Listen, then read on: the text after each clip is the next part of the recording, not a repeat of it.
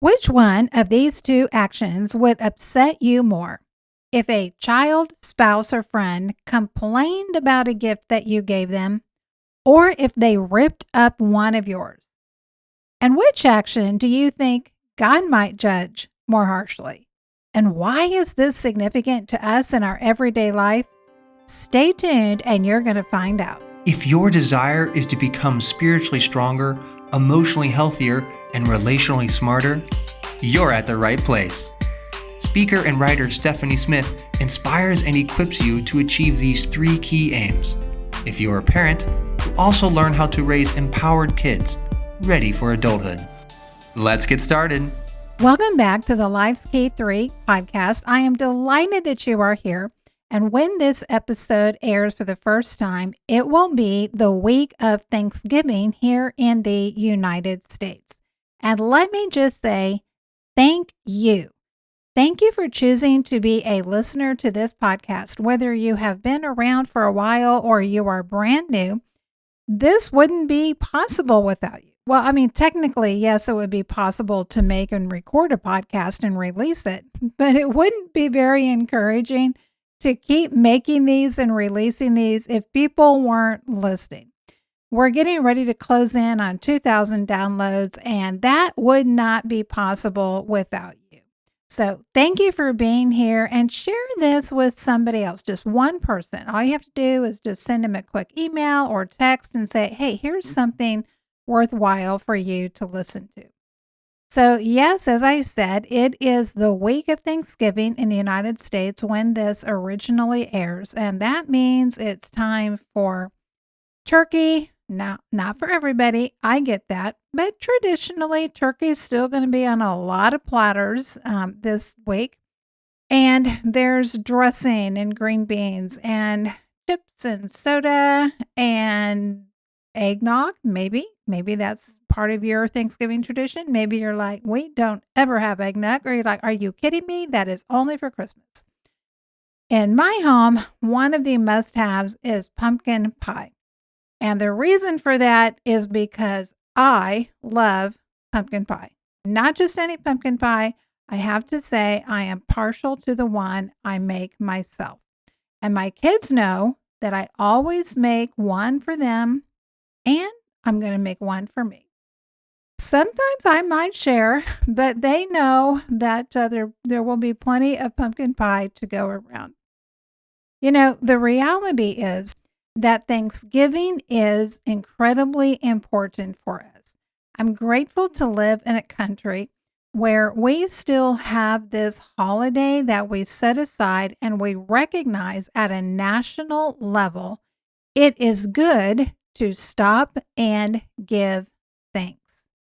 And no matter how anybody celebrates it and whether they really stay focused on that or not, you can't go through the whole holiday season here in the United States, which pretty much kind of starts with Thanksgiving, without at least considering this whole idea. And it's incredibly important to us, and we see that going back in the Bible. Now, in the beginning of today's episode, I asked you, which one would upset you more? If somebody that was close to you took one of your gifts and tore it up, or if you gave a gift to someone close to you and they just griped and complained about it. And which one of those might God judge more harshly? Now, I'm not going to speak for God in this made-up scenario, but fortunately, we have a scenario that was maybe a little bit similar, but far more significant that we can look to. And it has a sobering message to us about the importance of gratitude and thanksgiving. So if we go back into the Old Testament, we read about when the Israelites had come out of Egypt. They had been slaves in Egypt, and God, through divine intervention, delivers them from Egypt, and they come out and they are headed to the promised land. They are headed to this land where they are going to be able to settle down, to build their cities, to live in peace, to live in freedom. and to be able to worship God and keep his covenants in all the totality of the ways that he was going to instruct them. And along the way, what happens? They run into problems. We need to keep in mind that when we are on the way to our promised land, that does not mean there's not going to be problems, there's not going to be obstacles. And they run into some significant problems. And I'm not going to detail all of those. You can go back and read for yourself about that in the Old Testament book of Exodus. And they have a variety of different problems, but there is one commonality they have, unfortunately, and it is every time they encounter the next obstacle, you know what they do? They start complaining. They start grumbling and griping. And God comes in and he provides for their need, whatever that is. And then they throw a party and have like their worship service. And it's like, woohoo, that's awesome. Our God is awesome and great and wonderful. And then that carries them through until they hit the next obstacle. And then what do? They start grumbling and griping and complaining. And they start saying things like, God, you just brought us out here to die. You just brought us out here to kill us off. And they just start saying all these types of things. And at one point, Moses goes up onto Mount Sinai. He's up there. And at the very time, the exact time that he is up on top of this mountain, and God is giving them the law, which is an incredible gift because they have never had an idea of how would we govern ourselves as a people. They had never been in that situation as a nation before. They had always lived in the government, under the government in Egypt, as they grew from from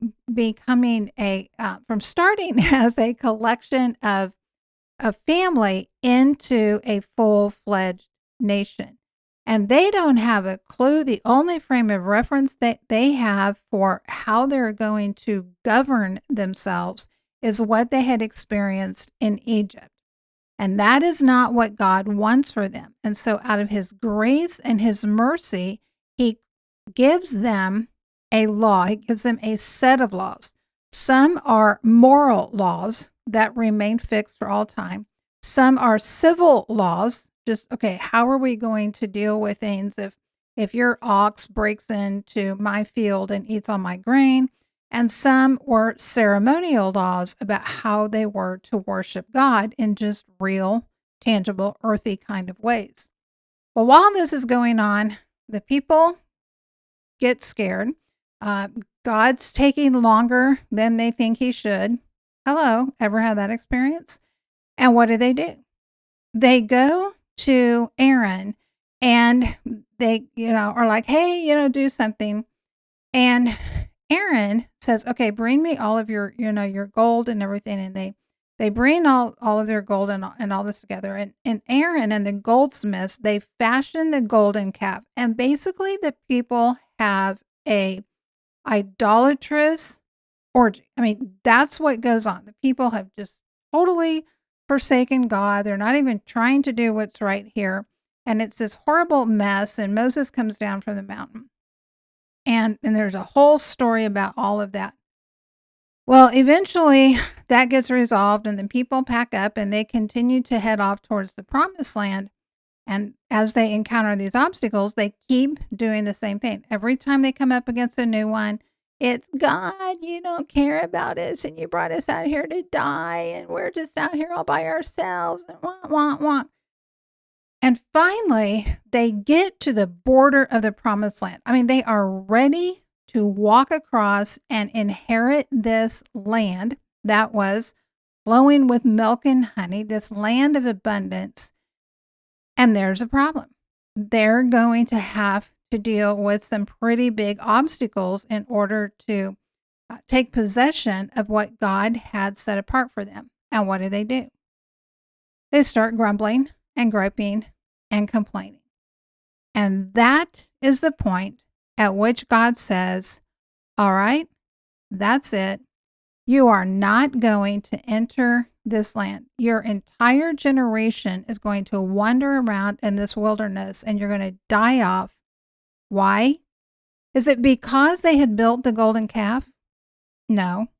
Was it because they had thrown this idolatrous, immoral party back at Mount Sinai? Nope. It's because they kept complaining. They kept showing up without gratitude and without thankfulness. Why was that such a big deal? It was such a big deal then for the same reason it's a big deal now.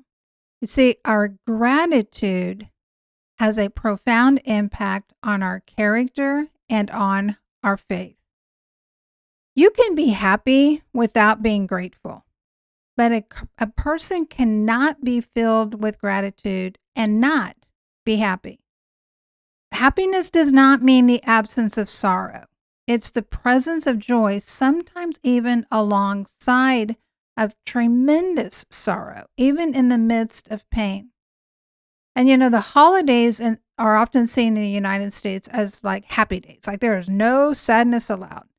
But this sets people up to have unrealistic expectations of themselves and of others. So there is a difference between sadness and grief and sorrow and lament and griping and grumbling and having an attitude that is not one of gratitude.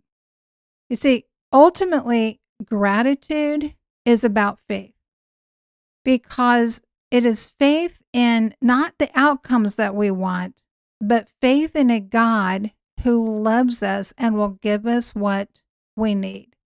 Now, C.S. Lewis wrote an essay about God in the dock, and that's not like a boat slip or something. It was like a defendant stand in a courtroom, and how society had moved from seeing themselves as being in the dock, where we are put on trial by God, and how we have flipped that, so now God is on trial.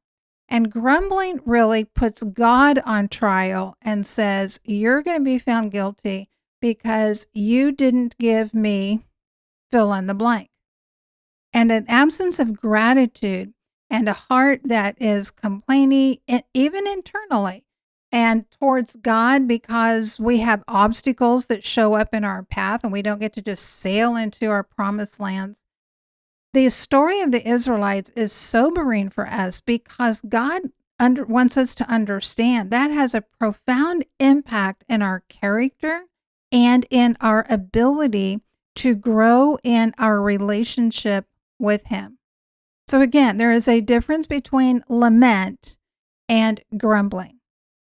So how do we live out gratitude in a real way? Not just on the national holiday that we call Thanksgiving, but how do we live Thanksgiving every day in our lives? I'm going to walk through 5 ways that we can grow in life's key 3 areas of being spiritually strong, emotionally healthy, and relationally smart in our faith, and in these ways through gratitude. All right, you ready? Here we go. The first is we act like God is involved in all of life. Not just that He exists, but He is actively engaged in our life. Not just out there in the world, but in my world. In the Divine Conspiracy that Dallas Willard wrote, which is what we are walking through, we're taking just some key elements from that book here in this series right now. He writes this: in my heart easily becomes in my imagination. And in any case, the question of God's relation to space and the physical world remains unresolved. If He is not in space at all, He is not in human life, which is lived in space. Those vast oceans of empty space just sit there glorying at the human heart realm where God supposedly has taken refuge from science and the real world. This ill-advised attempt to make God near by confining Him to human hearts robs the idea of His direct involvement in human life of any sense. The Israelites had tangible evidence that God was involved in the real world. I mean, He brought water out of a rock for them. He held back the waters of the river so that they could pass through. God wasn't just in their hearts, like in their minds or their imagination. They saw physical, tangible evidence that He's involved in real space and in real time. And we want to live acting like God is actually involved in all of life. Number 2, we act like we want God to be involved in our life. Dallas writes, persons rarely become present where they are not heartily wanted. For God wishes to be seen, and He wishes to be sought, and He wishes to be expected, and He wishes to be trusted. Have you ever tried to have a friendship with somebody that just after a while you kind of gave up because it felt so one-sided? Like you were the one that was always reaching out and inviting them to lunch or to an activity or calling or texting them, and you hardly ever got a response? Well, sometimes that's kind of how we can treat God. Like He's just supposed to be there waiting for us, but we don't really need to act like we want Him involved in our life very much until we hit a point of desperation. Have you ever had those kind of friends where they don't show up at all until they're desperate and they want something from you? Nobody enjoys those kind of friends for very long. Well, we don't want to treat God like that. We want to act like He really not only wants to be involved in our lives, but we need to act like we want God to be involved in. Number 3, we act like God is in touch with the reality of life. Sometimes we can make Christian ideas and truths so theological that they become like balloons up in the sky floating around that we point to and go, oh, yes, I believe that. But it doesn't really inhabit the realm of our everyday, real, get out of bed, fix dinner, do the laundry, go to work, mow the grass kind of life. And Dallas writes about that, and he says, the, quote, real world has little room for a God of sparrows and children. To it, Jesus can only seem otherworldly, a good-hearted person out of touch with reality.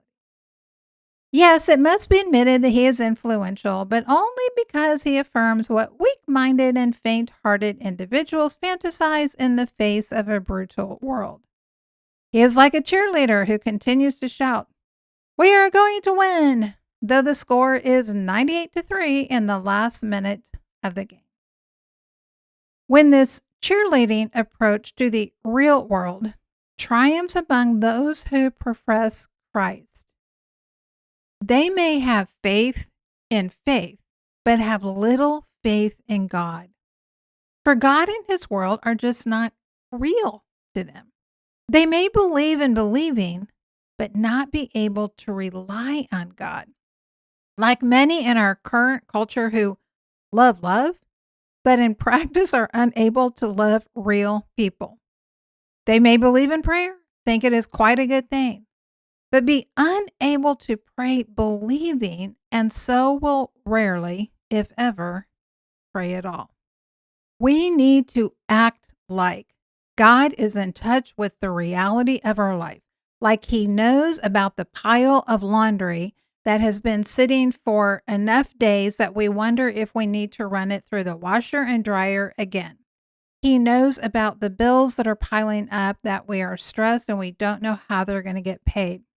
He knows about the upcoming medical appointment and what the concern that we have over that. He knows about that relationship that has gone awry, and not just in some theological kind of way, but in a real, He's present, He cares, He knows, He understands kind of way. It's hard to be grateful for people who just don't seem to be very much in touch with the reality of our lives. I mean, is that not true? If you know someone, let's say you're going through a very difficult time, and there's someone who doesn't understand, doesn't know, doesn't have an awareness of what you're going through, you're going to have a different appreciation if they happen to send you a text and says, "Oh, hey, just thinking about you, just wondered how you were doing," then you're going to have, if somebody else who really knows the depth of the pain that you're walking through sends you a text that can be just about the same words, because you understand the heart behind it. One is very much in touch with the reality of your life, and they are showing up in that reality, and somebody else maybe just happened to send you a text during that time. We want to act like God shows up because he's in touch with the reality of life, ours and everybody else's. Number 4, we act like God is capable of handling all of life. It's one thing to be aware of reality, and it's another thing to be capable of handling it. Have you ever had a situation that you were very much in touch with the reality of it, but you felt incredibly powerless or helpless to do anything about it? We don't want to have that attitude towards God. We want to act like God is capable of handling all of life. And Dallas writes about this, and he says, "It is not possible to trust Jesus or anyone else in matters where we do not believe him to be competent. We cannot pray for his help and rely on his collaboration in dealing with real-life matters we suspect might defeat his knowledge or abilities." Jesus is Lord can mean little in practice for anyone who has to hesitate before saying, Jesus is smart. And maybe it's just me, but I suspect probably not. But the truth is, it's one thing to talk about Jesus is Lord and God is omnipotent and he has all power and he's all knowing. But it's another thing in a specific situation that we are facing, and we are looking and thinking, I don't see how this is possibly going to work out at all well. And it comes down to saying, will we truly act like God is capable of handling all of life? Again, going back to one of the things I said early on, this isn't believing God for the outcomes we want. It is believing that he is able to handle, to give us whatever we need to deal with whatever comes. Have you ever been in a situation where you needed help and someone was nearby who had the means to help you, but they wouldn't help? It's not enough for us to believe that God has the competency to help us if we don't believe that he has the desire to help us. And this is where we need to believe not just in God's capacity and his competency, but we need to believe in his heart towards us, in his desires for us, that he actually wants to take care of us. And this is what the Israelites did not do. They refused to believe that God was for them until what? Until he gave them what they needed or what they wanted. And every time they did, then again, what would they do? Oh, woohoo, God, you're awesome, you're great, wonderful. Big worship service, rah, rah, rah.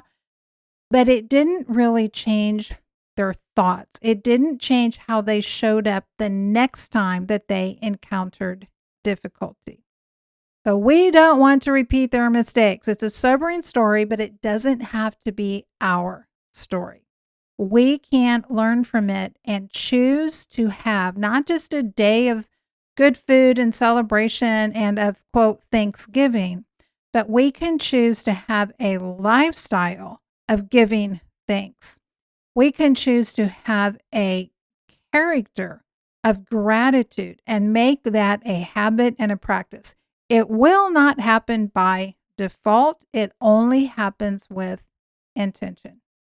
And we don't want to just focus on that because it makes us a little nicer person to be around, although it certainly has that benefit.